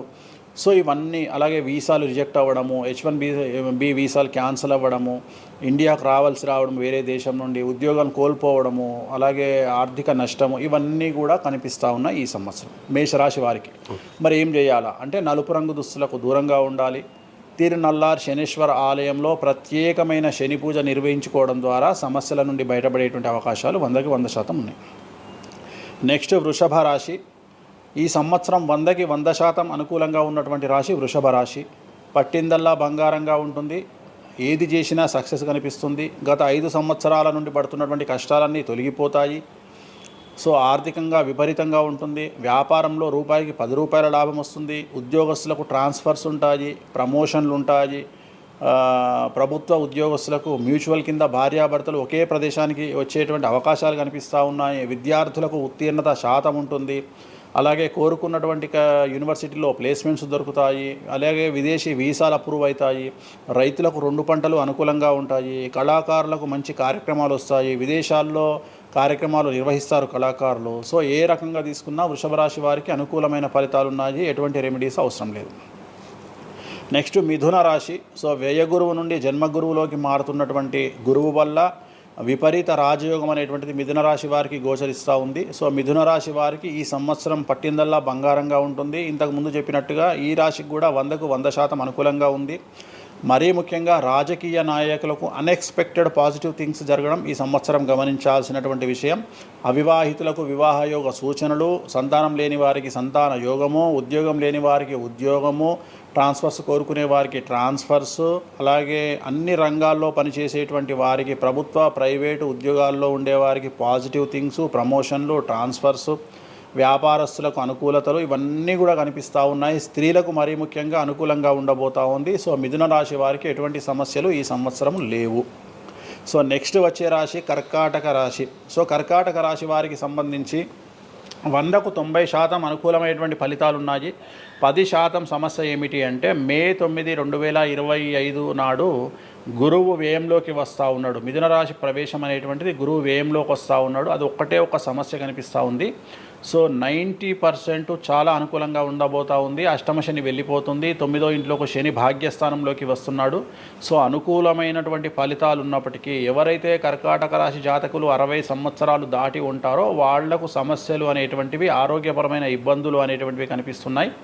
అలాగే తొందరపాటు నడక వల్ల అంటే మెట్లు ఎక్కేటప్పుడు దిగేటప్పుడు నీరు ఉన్న దగ్గర నడిచేటప్పుడు జాగ్రత్తలు తీసుకోండి. ఎందుకంటే గురువు వ్యయం వల్ల కింద పడి కాళ్ళు చేతులు విరగొట్టుకునే అవకాశం ఉంది కర్కాటక రాశి వారికి. మరి రెమెడీ ఏమిటి అంటే ప్రతి గురువారం నాడు లెమన్ ఎల్లో షర్ట్ ధరించడం మగవాళ్ళైతే, ఆడవాళ్ళైతే లెమన్ ఎల్లో డ్రెస్సును ధరించడం వల్ల కర్కాటక రాశి వారు సమస్యల నుండి బయటపడతారు. నెక్స్ట్ సింహరాశి. సో సింహరాశి జాతకులకు అష్టమ శని ప్రారంభమవుతూ ఉంది. ఖచ్చితంగా అన్ని రంగాల వారికి, చిత్ర పరిశ్రమ వారికి, టీవీ రంగం వారికి, మీడియా రంగం వారికి, రాజకీయ నాయకులకు, వ్యాపారస్తులకు, అన్ని వర్గాల వారికి సమస్యలు ఉంటాయి. న్యాయ వ్యవస్థ పరంగా న్యాయపరమైన చిక్కులుంటాయి, సంచలనాలు నమోదవుతాయి. మీడియాకి ఎక్కే అవకాశం ఉంది. సమాజంలో చెడ్డ పేరు, తల్లి తండ్రి లేదా భార్య భర్త తరపున ఎవరికైనా వాళ్లకు ఆరోగ్యపరమైన ఇబ్బందులు ఏర్పడే అవకాశం ఉంది. కాబట్టి ఖచ్చితంగా ధన నష్టం ఏర్పడుతుంది. అప్పులు చేయాల్సినటువంటి పరిస్థితి గోచరిస్తూ ఉంది సింహరాశి వారికి. మరి రెమెడీ ఏమిటి అంటే తిరునల్లార్ శనీశ్వర ఆలయంలో ప్రత్యేకమైన శని పూజ నిర్వహించుకోవడం ద్వారా సమస్యల నుండి బయటపడేటువంటి అవకాశాలు కనిపిస్తూ ఉన్నాయి. సో నెక్స్ట్ వచ్చిన రాశి కన్యారాశి. సో కన్యారాశి వారికి 6వ ఇంట్లో నుండి శని వెళ్ళిపోతూ ఉన్నాడు. ప్రజెంట్ శని 7వ స్థానంలోకి వస్తూ ఉన్నాడు. సో చాలా అనుకూలమైనటువంటి ఫలితాలు ఉంటాయి. నూతన పదవి, నూతన ఉద్యోగంలో ప్రమోషన్లు, కోరుకున్న చోటకి బదిలీలు, వ్యాపారంలో అన్ని రూపాయలకు ఎక్కువగా సంపాదించడము, స్త్రీలకు కోరుకున్న దానికంటే ఎక్కువ ధనం రావడము, భార్యాభర్తల మధ్య అన్యోన్యత, విద్యార్థులకు ఉత్తీర్ణత శాతం పెరగడము, అలాగే విద్యార్థులకు వీసాలు ఏర్పడము, కోరుకున్న ప్లేస్మెంట్స్ దొరకడము, రైతులకు 2 పంటలు అధిక దిగుబడి రావడము, ఇవన్నీ కూడా కన్యా రాశి వారికి కనిపిస్తున్నాయి. రెమెడీస్ అవసరం లేదు. ఈ సంవత్సరం చాలా బాగుంది. నెక్స్ట్ తులారాశి. సో ఈ అన్ని రాశుల్లోకి అతి డేంజర్ రాశి, సమస్యల బారిన పడే రాశి తులారాశి. ఎందుకంటే షష్టగ్రహ కూటమి ఎఫెక్టు 6వ ఇంట్లో, 6వ స్థానములో శని 6వ ఇంట్లో. సో తులారాశి అనేది అతి పెద్ద సమస్యను ఎదుర్కోబోతూ ఉంది. తులారాశి వారికి ఆర్థికంగా విపరీతమైనటువంటి రాబడి ఈ సంవత్సరం ఉంటుంది. డబ్బు మినహా అన్ని రకాలుగా మీకు సమస్యలు ఉంటాయి. డబ్బు కోరుకున్న దానికంటే ఎక్కువగా వస్తుంది. కానీ న్యాయపరంగా, ఆర్థిక పరంగా, సామాజికంగా తప్పుడు నిర్ణయాలు లేదా తప్పుడు సమస్యలు లేదా సమాజంలో చెడ్డ పేరు, సమాజంలో సంఘంలో చెడ్డ పేరు, ఆరోగ్యపరమైన ఇబ్బందులు, న్యాయపరమైన చిక్కులు. సో తులారాశి వారికి ఏ విధంగా తీసుకున్నా ఒక్క డబ్బు మినహా మిగతా అన్ని సమస్యలే. డబ్బు రాబడి మాత్రమే గొప్పగా కనిపిస్తూ ఉంది. అన్ని సమస్యలే కనిపిస్తూ ఉన్నాయి. తిరునల్లార్ శనీశ్వర ఆలయంలో ప్రత్యేకమైన శని పూజ నిర్వహించుకోవడం ద్వారా సమస్యల నుండి బయటపడతారు. సో నెక్స్ట్ వృశ్చిక రాశి. సో వృశ్చిక రాశి వారికి అర్ధాష్టమ శని వెళ్ళిపోతూ ఉంది. సో చాలా అనుకూలంగా ఉంటుంది. కళాకారులకు, సినిమా స్టార్స్కు, టీవీ వాళ్లకు, మీడియా వాళ్లకు చాలా అనుకూలంగా ఉండబోతూ ఉంది. రాజకీయ నాయకులకు విశేషించి యోగకాలంగా భావించాల్సి ఉంటుంది. విద్యార్థులకు ఉత్తీర్ణత శాతం పెరుగుతుంది. వీసాలు దొరుకుతాయి. అలాగే విదేశాలకు వెళ్ళే వారికి ఉద్యోగాలు దొరుకుతాయి. అలాగే ఉత్తీర్ణత శాతం పెరుగుతుంది. ప్రేమ వ్యవహారాలు ఫలిస్తాయి. భార్యాభర్తల మధ్యన అన్యోన్యత ఉంటుంది. అవివాహితులకు వివాహ సూచనలు ఉంటాయి. అలాగే సంతానం లేని వారికి సంతానం ఉంటుంది. సో వృశ్చిక రాశి వారికి అన్ని రంగాల, అన్ని వర్గాల వారికి పూర్తి అనుకూలతలు ఉంటాయి. రెమెడీస్ ఏమీ లేవు, నెగిటివ్స్ ఏమీ లేవు. సో నెక్స్ట్ ధనుస్సు రాశి. ధనుస్సు రాశి వారికి ఈ నెల మార్చి 30 ఉగాది నుండి అర్ధాష్టమ శని ప్రారంభమవుతూ ఉంది. సో కొన్ని సమస్యలు, ఆర్థికపరమైన ఇబ్బందులు ఉంటాయి. పెట్టుబడుల విషయంలో జాగ్రత్తగా ఉండండి. మరీ ముఖ్యంగా తల్లికి సంబంధించిన ఆరోగ్యం మిమ్మల్ని కలవరపెట్టవచ్చు. సో తల్లిగారి ఆరోగ్యం పట్ల జాగ్రత్తలు తీసుకోండి. అలాగే పెట్టుబడుల విషయంలో జాగ్రత్తలు తీసుకోండి. సమాజంలో చెడ్డ పేరు వచ్చే అవకాశం ఉంది కాబట్టి జాగ్రత్తగా ఉండండి.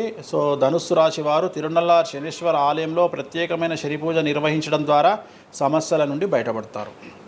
సో నెక్స్ట్ మకర రాశి. గత 10 సంవత్సరాల నుండి మకర రాశి వారు పడుతున్నటువంటి బాధలన్నీ తొలగిపోతాయి. 7.5 సంవత్సరాల ఏలినాటి శని వెళ్ళిపోతూ ఉంది. సో పట్టిందల్లా బంగారంగా ఉంటుంది. ఆర్థికంగా, సామాజికంగా, రాజకీయంగా, న్యాయపరంగా, వివాహపరంగా, సంతానపరంగా, అవివాహితులకు వివాహ యొక్క సూచనలు, సంతానం లేని వారికి సంతానము, ఉద్యోగం లేని వారికి ఉద్యోగము, విదేశాల్లో ప్రయత్నం చేసే వారికి అనుకూలతలు, అలాగే ట్రాన్స్ఫర్స్, ప్రమోషన్స్ అన్నీ కూడా అనుకూలంగా ఉన్నాయి. ఎటువంటి రెమెడీస్ అవసరం లేదు. కానీ ఒకే ఒక్క విషయం, భార్యాభర్తల మధ్యలో గొడవలు వచ్చేటువంటి అవకాశాలు కనిపిస్తూ ఉన్నాయి. మకర రాశి వారికి ఎడబాటు కనిపిస్తూ ఉంది. ఆ ఒక్క విషయంలో జాగ్రత్తలు తీసుకోండి, కోపాన్ని తగ్గించుకోండి. సో నెక్స్ట్ కుంభరాశి. కుంభరాశికి 2వ స్థానంలో షష్టగ్రహ కూటమి ఏర్పడుతోంది కాబట్టి ధన నష్టం అనేటువంటిది ఏర్పడబోతూ ఉంది. అతి పెద్ద ధన నష్టం మీరు పెట్టేటువంటి ఇన్వెస్ట్మెంట్ రూపంలో కావచ్చు, భూములు కొన్నా, ఇండ్లు కొన్నా, లేదా ఏదైనా వ్యాపారంలో పెట్టుబడి పెట్టినా చాలా తీవ్రమైన ధన నష్టాన్ని మీరు ఎదుర్కొనే అవకాశం ఉంది. కాబట్టి తొందరపాటు చర్యలు, తొందరపాటు నిర్ణయాలకు దూరంగా ఉండండి. నలుపు రంగు కార్లకు, నలుపు రంగు వస్తువులకు దూరంగా ఉండండి. తిరునల్లార్ శనీశ్వర ఆలయంలో ప్రత్యేకమైన శని పూజ నిర్వహించడం ద్వారా కుంభరాశి జాతకులు సమస్యల నుండి బయటపడతారు. ఇక చివరిదైనటువంటి రాశి మీనరాశి. మీనరాశి వారికి జన్మంలో అంటే మీనరాశిలోనే షష్టగ్రహ కూటమి ఏర్పడతా ఉంది. సో చాలా సంచలనాలు ఉంటాయి. నెగిటివ్సే కనిపిస్తూ ఉన్నాయి, పాజిటివ్స్ ఒక్కటి కూడా కనిపించడం లేదు. ఆర్థికంగా, న్యాయపరంగా, సామాజికంగా, ఆరోగ్యపరంగా, కుటుంబపరంగా అన్ని రకాల ఇబ్బందులు ఎదుర్కొంటారు. సంచలనాలు ఫేస్ చేయాల్సి వస్తుంది. కుటుంబంలో ఆరోగ్యపరమైన ఇబ్బందులు ఉంటాయి, ఆర్థికపరమైన నష్టాలు ఉంటాయి, భార్యాభర్తల మధ్యన గొడవలు ఉంటాయి, ఎడబాటుకు దారితీసే అవకాశం ఉంది. తల్లిదండ్రుల్లో వారికి ప్రాణగండం కనిపిస్తూ ఉంది. సో చాలా సమస్యలు మీనరాశి వారు ఫేస్ చేసే అవకాశం ఉంది. తిరునల్లార్ శనీశ్వర ఆలయంలో ప్రత్యేకమైన శని పూజ నిర్వహించడం ద్వారా ఈ సమస్యల నుండి బయటపడేటువంటి అవకాశాలు ప్రస్ఫుటంగా కనిపిస్తున్నాయి. ఇవి 12 రాశుల వివరాలు. స్వామి, ఇది మామూలుగా పంచాంగం చూసి చెప్తూ ఉంటారు, మీరు ఏం చూడకుండా ఇవన్నీ ఎప్పుడు నోటికి వస్తాయి కదా, ఇంకెందుకు? ఎవరెవరు ఎక్కడున్నారో తెలుసు కదా. అచ్చా. శని కుంభంలో ఉన్నాడు, మీనంలోకి వస్తున్నాడు ఈ నెల 30. ప్రజెంట్ వృషభంలో గురువు ఉన్నాడు, మే 9కి మిథునంలోకి వస్తున్నాడు. Practice makes perfect. రోజు ఒక్క జాతకం రాయడానికి, రోజు 100 జాతకాలు రాయడానికి చాలా తేడా ఉంటుంది కదా. చూసి ఉన్నాం కదా, పెద్ద అవసరం లేదు. టైం లేకుండా జాతకం చెప్పేవాడిని ఇండియాలో నేను ఒక్కడే. పుట్టిన టైం లేకుండా జాతకాన్ని చెప్పేవాడిని నేను ఒక్కడే. నాకు టైంతో పని లేదు. డేట్ ఆఫ్ బర్త్ ఇస్తే చాలు. నాకు చెప్తారా? డేట్ ఆఫ్ బర్త్ ఇస్తే చాలు. టైం వితౌట్ టైం నేను చెప్పేస్తాను జాతకం. ఇప్పుడు ఒకసారి చెప్పనా? నాది ఇప్పుడు చెప్పనా? ప్రాక్టికల్ ఎందుకు అన్ని సంచలనాలు చెప్తా కదా నేను, మళ్ళీ కెమెరా రికార్డ్ అయితే. ఓకే, వద్దులే. నాకు నార్మల్ చెప్పేది అలవాటు లేదు కదా. నా దగ్గరికి రావాలంటే ప్రిపేర్ అయ్యి రావాలి. అంటే నేను సొల్లుపురానని చెప్పా, 40 ఏళ్ళకి ఇల్లు కొంటావు, 50 ఏళ్ళకి నరుకుతావు, కొరుకుతావు, ఇవి కాదు. వచ్చే 6 నెలలు జైలుకు పోతావు. నీకు విషయం ఎవరిదైనా. సో ఈ టైంలో డివోర్స్ అవుతుంది, ఈ టైంలో యాక్సిడెంట్ అవుతుంది. అంటే చెడును తెలుసుకోవడం వల్ల చెడు నుండి బయటపడడం ముఖ్యంగా. నేను చెప్పినా చెప్పకుండా నువ్వు కారు కొంటావు. నువ్వు కారు కొనడం అనేది it is very normal, right? నువ్వు ఇల్లు కొనడం అనేది నార్మల్. నా దృష్టిలో చెడు చెప్పడం వల్ల చెడు నుండి తప్పించుకోగలిగితే చాలు అనేది. నేను నీ మంచిని ఎవడు ఆపలేడు, చెడు ఆపొచ్చు. ఇప్పుడు నువ్వు బెంజ్ కారు కొనుక్కుంటా అంటే, నువ్వు ఒక BMW కొనుక్కుంటా అంటే నేను ఆపను. కానీ BMW 140 పోతే ఆపుతా. నేనేమంటా, భగవంతుడు నీకు BMW ఇచ్చింది భగవంతుడు, కానీ 180లో పోయే కక్కుర్తి నీకుంటే నేనెవడు కాపాడలేడు. హైదరాబాద్ రోడ్లకు 120 లాస్ట్, 140 పైన బండి షేక్ అవుతుంది ఈ రోడ్లకు. సో 120 కంటే ఎక్కువ పోకు అని చెప్తా. కానీ దేవుడిని అయితే నీకు BMW ఇవ్వద్దు అని నేను చెప్పలేను కదా. సో నీకు BMW దేవుడు ఇస్తాడు. సో నువ్వు స్వయంకృత అపరాధం చేసుకోకుండా కాపాడాల్సిన బాధ్యత నాది. బాబు ఫ్యాటీ లివర్ ఉంది, మందు తాకు. బాబు లంగ్స్ దొబ్బినాయి, సిగరెట్లు ఆపేసాయి. బాబు ఇగో పనికి మాలిన కసినోనో పేకాటనో ఆడకు, ఉన్న ఆస్తంతా సర్వనాశనం అయిపోతుంది. సో ఇవి చెప్పడం నా ధర్మం. అంతేగాని నువ్వు కారు కొంటావు, నువ్వు తోపు అవుతావు, తురుమవుతావు, నువ్వు ఎట్లాగైతావు? ఈ లివర్ మీరు ఎలా చెప్తారు? లివర్ పోయింది ఇవన్నీ జాతకంలో రవి నీచంలో ఉంటే లివర్ పోతుంది. శని రవి కలిసి ఉంటే లివర్ పోతుంది, లివర్ క్యాన్సర్ వల్ల చనిపోతారు. శుక్రుడు రాహు కలిసి ఉంటే ప్రోస్టేట్ క్యాన్సర్ వల్ల చనిపోతారు. చంద్రుడు నీచంలో ఉంటే ఆడవాళ్ళకు బ్రెస్ట్ క్యాన్సర్ వస్తుంది. డాక్టర్లు చెప్తారు కదా. Medical astrology. ఇప్పుడు 100 మంది నాకు హైదరాబాద్లో ఫేమస్ డాక్టర్లు అందరూ నా క్లయింట్లు, నాకు ఫ్రెండ్స్. జ్యుడిషియరీ మీద నాకు అవగాహన ఉంది. శుక్రుడు రాహు కలిసి ఉంటే జైలుకు పోతావు. వాళ్ళు ఏం పోతే మీరు చెప్తుంటారా డాక్టర్లు? డాక్టర్లు ఇప్పుడు నువ్వు డాక్టరు, నువ్వు నాకు ఏం అడుగుతావు అంటే, నీ క్లయింట్ డేట్ ఆఫ్ బర్త్ నాకు ఇచ్చి నువ్వు నన్ను అడుగుతావు ఈయనకి ఏ క్యాన్సర్ వచ్చే అవకాశం ఉంది అంటే, నేను ఒక 3 ఆప్షన్లు చెప్తా.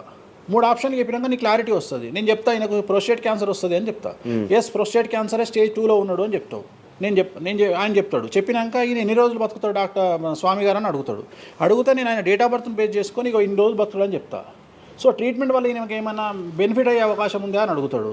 అంటే అవుతుంది అని చెప్తా. ఎన్ని రోజులు బతుకుతాడు, ఇన్ని రోజులు బతుకుతాడు ట్రీట్మెంట్ చేస్తే. సో మేమిద్దరం కమ్యూనికేట్ చేసుకుంటాం. అంటే డాక్టర్కు నా మీద ఉండే నమ్మకం వల్ల నడుస్తుంది అది. అట్లనే జ్యుడిషియరీ విషయం ఉంది. జ్యుడిషియరీలో ఇప్పుడు ఉదాహరణ ఈడీ కేసు ఉంది, ఎవరి మీద జైలుకు పోయిండు. సో ఈడీ కేసులో బెయిల్ దొరకడం చాలా కష్టం. సో నేను బెయిల్ రావడానికి పూజలు చేస్తాను. దానికి కారాగార దోష నివారణ పూజ అని ఉంటుంది. సో ఆ పూజ చేయడం ద్వారా వాళ్ళకి తొందరగా బెయిల్ వస్తుంది. సో దీని మీద అవగాహన ఉండాలంటే జ్యుడిషియరీ మీద అవగాహన ఉండాలి. సో అందుకని నాకున్న సర్కిల్లో నేను ప్రతి విషయాన్ని మాట్లాడతాను. నాకు ఏం అలవాటు, రైతుతో మాట్లాడతా. రైతు సబ్జెక్టు జుడిషియరీ జడ్జి కనిపిస్తే జడ్జితో జుడిషియరీ సబ్జెక్టు మాట్లాడతా. ఏసీపీ కనిపిస్తే ఆయనతో లీగల్ సబ్జెక్టులు మాట్లాడతా. డాక్టర్ కనిపిస్తే గైనకాలజిస్ట్తో గైనకాలజీ మాట్లాడతా. ఇప్పుడు ఉదాహరణ, నువ్వు ఇంత మాట్లాడుతున్నావు, నీకు అమ్మాయిల గురించి అవగాహన లేదు, అమ్మాయిల నెలసరి మీద నీకు అవగాహన లేదు. నాకు పూర్తి అవగాహన ఉంది. నా తల్లి, చెల్లి, అత్త, బిడ్డ అందరికీ సంబంధించి 4 రోజులు ఎందుకు టెన్షన్లో ఉంటారో నాకు తెలుసు. నెలసరిలో వాళ్ళని డిస్టర్బ్ నేను చెయ్యను. నా పెళ్ళం నా మీద అరిచినా మూసుకొని కూర్చుంటా, అంతేగాని విడాకులు ఇస్తాను బెదిరియా. అట్లనే డ్యాన్స్ చేసే అమ్మాయికి ఎన్ని కష్టాలు ఉంటాయి. ఒక హీరోయిన్ గురించి చాలా మాట్లాడుకుంటాం. డేట్లో ఉండే హీరోయిన్ డ్యాన్స్ చేయాలంటే ఎంత కష్టం, తనకు కంఫర్టబుల్ జోన్లో ఉండదు ఫిజికల్గా. సో అట్లాంటి అమ్మాయిల గురించి, వాళ్ళ కష్టాల గురించి నాకు తెలుసు. అలాగే పీసీఓడి, పీసీఓఎస్ అంటే ఏందో నాకు తెలుసు. సో హార్మోన్ ఇన్బ్యాలెన్స్ ఎందుకు వస్తుందో నాకు తెలుసు. వాళ్ళకు గడ్డాలు మీసాలు ఎందుకు వస్తాయో నాకు తెలుసు. వాళ్ళకు థైరాయిడ్ ప్రాబ్లమ్స్ ఎందుకు వస్తాయో నాకు తెలుసు. ఏ జాతకంలో ఏ గ్రహం ఎక్కడ ఉంటే ఎలా ఉంటుందో నాకు తెలుసు. అల్లు అర్జున్ లాంటి తోపు తురుము జైలుకి ఎందుకు పోయిండో నాకు తెలుసు. రేవంత్ రెడ్డి సీఎం ఎందుకు అయ్యిండో నాకు తెలుసు. రైట్, మీకు సూపర్ స్టారే కనిపిస్తున్న హీరో తెలుసు, కానీ సినిమాలు లేక సూసైడ్ చేసుకోవడానికి సిద్ధంగా ఉన్న హీరో నాకు కనిపిస్తాడు. అర్థమైందా? మీకు సూపర్ స్టార్ హీరోయిన్ కనిపిస్తుంది, కానీ ప్రేమ పేరుతో ఉన్న సొమ్మంతా తీసుకుపోయి మగవాడికి పెట్టి అడుగు తింటున్న హీరోయిన్ నాకు కనిపిస్తుంది. సో నాకు నెత్తిలో గ్రహాలు కనిపిస్తాయి తప్ప మనుషులు కనిపించరు. శివ అనే వ్యక్తి నాకు కనిపించడు. శివ నెత్తిలో ఉండే 9 గ్రహాలే కనిపిస్తాయి నాకు. జస్ట్ శివ అనేది ఒక పేరు నాకు, బట్ నా 9 గ్రహాలే కనిపిస్తుంటాయి. ఆడుతుంటాయి, డ్యాన్స్ ఆడుతున్నది నాకు కనిపిస్తుంటాయి. నెక్స్ట్ ఇట్లా జరుగుతుంది శివకు నెక్స్ట్ 1 ఇయర్లో. అది నాకున్న ప్రాబ్లం. కనిపిస్తాయా? నాకు అదే కదా, నా దరిద్రం అదే కదా, నాకున్న ప్రాబ్లం అదే కదా. సో నాకు నీ జాతకం ఏందో నాకు కనిపిస్తుంటుంది తర్వాత. అందువల్లనే అట్లా ఆపుకోలేక నోటి దురద వల్ల తొందరపాటు చెప్పే ఇట్లకి వచ్చిన. అందుకనే ఆపుకుంటున్న వాటిని. అది ఇప్పుడు నా చూసి అంటే చెప్పేస్తారు, మొత్తం కనిపిస్తున్నాయి. అది ఏదో మన సినిమాలో ఉంటుంది, ఆయనకి మొత్తం ఇక్కడ రాత కనిపిస్తుంటుంది. భగవంతుని దయ అంతే. Okay done. థ్యాంక్ యూ స్వామి గారు. టైం లేక మనం తక్కువలో తప్పకుండా మళ్ళీ త్వరలో 4-5 నెలల్లో మళ్ళీ మంచిగా చేద్దాం, మళ్ళీ కలిసి మళ్ళీ మాట్లాడదాం. Thank you so much interview ఇచ్చిన. మరొకసారి ప్రేక్షకులకు శ్రీ విశ్వావసునామ సంవత్సర ఉగాది శుభాకాంక్షలు. ఈ సంవత్సరం అంతా శ్రీ వెంకటేశ్వర స్వామి వారి అనుగ్రహంతో మీకు అన్ని శుభాలే జరగాలని కోరుకుంటూ ఓం నమో Venkateshayya. Thank you so much. చూసారు కదా ఇంటర్వ్యూ. ఇంకో గెస్ట్తో మళ్ళీ మీ ముందుకు వస్తాం. అంతవరకు సీ బాయ్.